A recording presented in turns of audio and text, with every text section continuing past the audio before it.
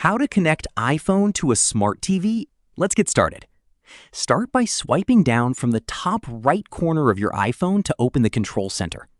Now look for the icon with two overlapping rectangles. That's the screen mirroring option.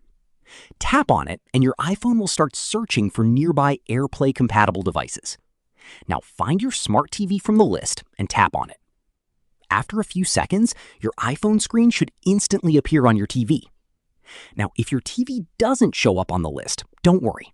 The most common reason is that your iPhone and TV are connected to different Wi-Fi networks. Make sure both devices are connected to the exact same Wi-Fi network. Also, if your iPhone is using mobile data, switch it over to Wi-Fi first. Once both devices are on the same network, your TV should appear in the list. And that's basically how you can connect your iPhone to a smart TV using screen mirroring or YouTube casting. If this video helped you out, make sure to leave a like, subscribe to the channel, and comment below which smart TV you're using. Thanks for watching, and I'll see you in the next video.